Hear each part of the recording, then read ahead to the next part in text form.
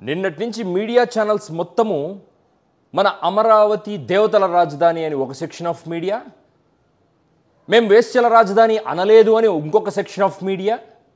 నిజానికి ఇది ప్రభుత్వాల మధ్యన కొట్లాట కాదండి, పార్టీల మధ్యన కొట్లాట కాదు, రెండు మీడియా హౌసెస్ మధ్యన యుద్ధం. అసలు అమరావతి దేవతల రాజధానా లేదా వేశ్యల రాజధానా? అసలు వేశ్యల రాజధాని అనే మాట ఎందుకు వచ్చింది? అసలు దేవతల రాజధాని అమరావతి ఎందుకు అవుతుంది? ఎవరు అమరులు? సనాతన ధర్మంలో ఒక వర్ణము మరొక వర్ణాన్ని కించపరచటానికి అమరుల కాన్సెప్ట్ తీసుకొచ్చింది. అసలు అమరులు అంటే ఎవరు? ఎవడయ్యా ఈ భూమి మీద అమరుడు? శ్రీ మహావిష్ణువు శ్రీకృష్ణుడి అవతారంలో కూడా అవతరించిన అవతారాన్ని ఒక టైం తర్వాత చాలించాల్సి వచ్చింది. రాముడుగా మనం దేవుడిగా కొలుస్తున్న రాముడు కూడా ఒక టైం తర్వాత నిష్క్రమించాల్సి వచ్చింది. ఎవడయ్యా అమరుడు?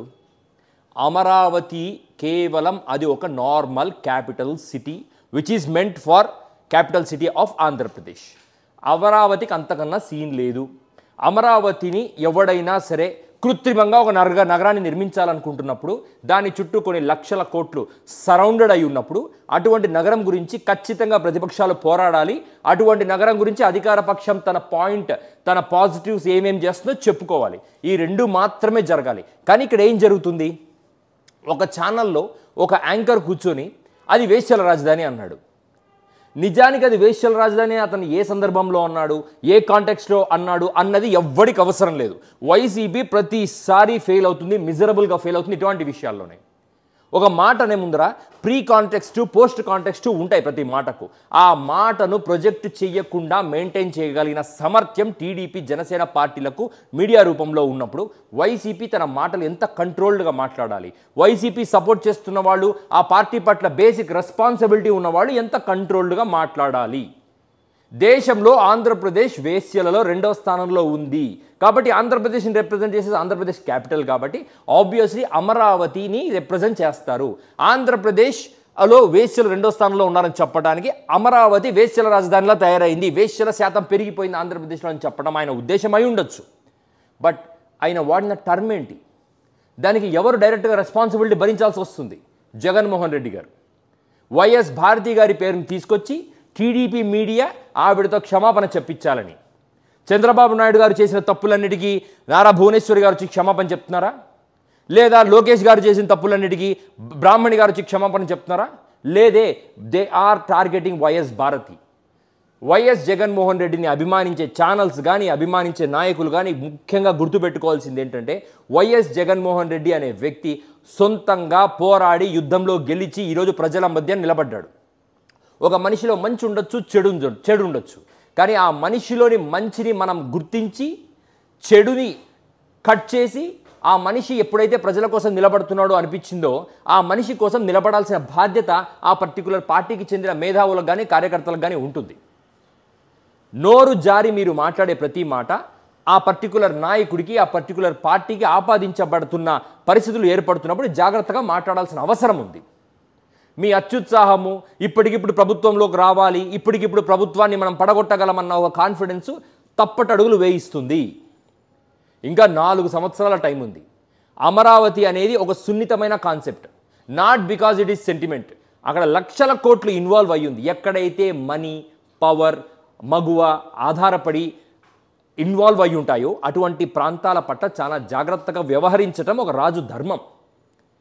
అమరావతి గురించి మాట్లాడిన మాట తప్పు కాదు, కానీ దాన్ని ఏ కాంటెక్స్ట్లో మాట్లాడాము అనేది గమనించాల్సిన బాధ్యత ప్రజలకు ఉంటుంది. కానీ ప్రజలకు అది కనపడకుండా మెయింటైన్ చేయగలిగిన మీడియా బలం వాళ్ళ దగ్గర ఉన్నప్పుడు వైఎస్ఆర్సీపీ పార్టీ వాళ్ళు చాలా జాగ్రత్తగా వ్యవహరించాలి.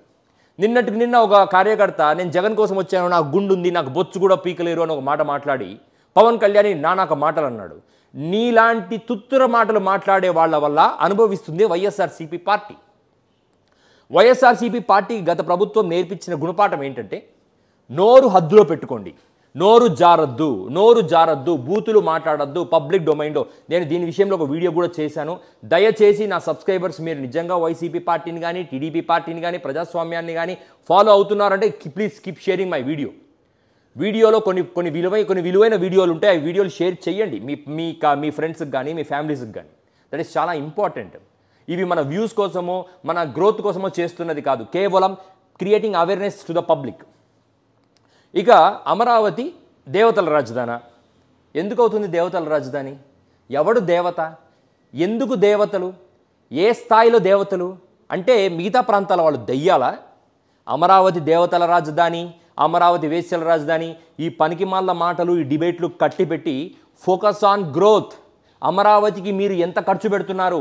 వైట్ పేపర్ రిలీజ్ చేయండి ప్రజలకు. అమరావతి పైన మీరు పెడుతున్న ఇన్వెస్ట్మెంట్ ఏంటి? ఏ కంపెనీలు వస్తున్నాయి? ఏ ధరలకు మీరు ఆ కంపెనీలకు ఇస్తున్నారు? ఏ ప్రాతిపదికన ఇస్తున్నారు? ఎందుకు మిగతా కంపెనీస్కి ఇవ్వట్లేదు? ఏ స్థాయిలో మీరు గ్లోబల్ హబ్గా తయారు చేయాలనుకుంటున్నారు? ఏ ఊరు కూడా మానవ ప్రయత్నంతో అది గ్లోబల్ హబ్గా తయారు కాదు. కానీ అదొక రాక్షసంగా బలవంతంగా మీరు అమరావతిని నిర్మించాలనుకుంటున్నారు. కాబట్టి దాని గురించి నేను మాట్లాడను. కానీ అమరావతి గురించి రాజకీయం కట్టిబెట్టి focus on each and every sector, each and every section of the Andhra Pradesh.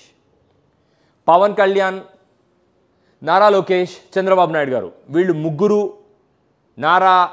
మన జగన్మోహన్ రెడ్డి గారిని, వైఎస్ భారతి గారిని ట్విట్టర్లో సమర్థించుకుంటూ, మిమ్మల్ని మీరు సమర్థించుకుంటూ ఇంట్లో మహిళలను లాగడము. ఆవిడ సాక్షి మీడియాకి హెడ్ అయి ఉండొచ్చు, but she is a nominal head and she will be having little knowledge about what's happening. And ఎవడో మూడో వ్యక్తి మాట్లాడిన మాటకు ఒక మీడియా ఛానల్ని మనం అకౌంటబుల్ చేయలేం. మీరు రాజకీయాలు నిర్వహించాలనుకుంటే నిర్వహించుకోండి, but don't play with the politics, don't play with the emotions of the people. This is what my humble request is, mister Nara Lokesh garu and Chandrababu Naidu గారు.